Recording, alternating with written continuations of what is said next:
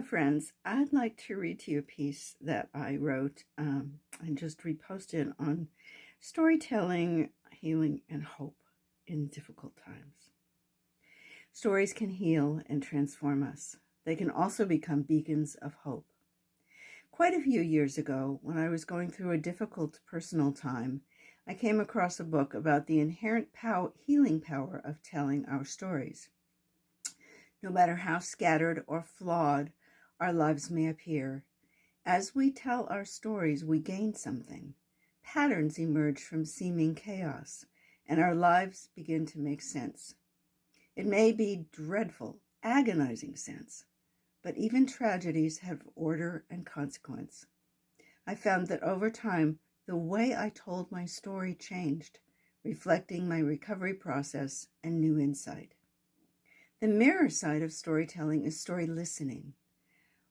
While a confidential diary or journal can be highly useful, having someone hear our words can be transformative, especially if all that person does is listening, not judging, not analyzing, not wondering how to respond, just taking in our words, a silent partner on our journey.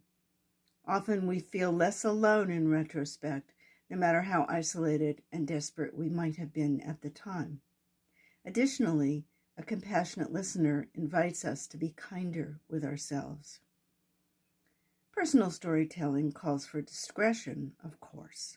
Although it may be true that we are only as sick as our secrets, casually or not so casually, violating a confidence from somebody else is not the same as choosing to include the listener in our private lives. Some of us never learned healthy boundaries about what is safe to share and when and with whom.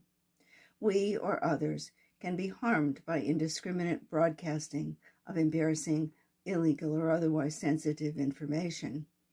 The kind of storytelling I'm talking about, on the other hand, is as much about the journey as it is the facts.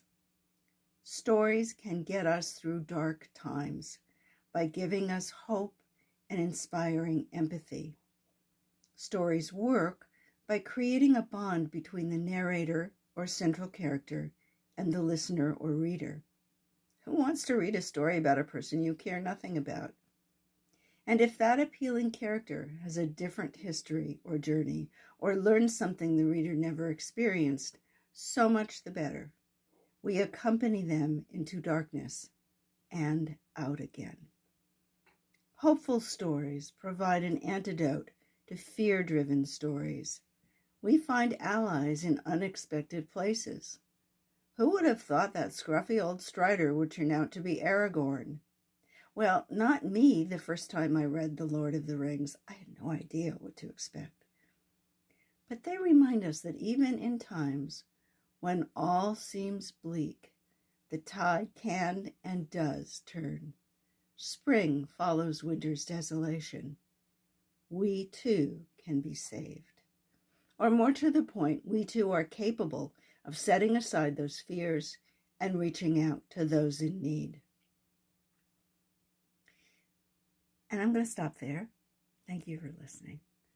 Have a safe time and stay strong.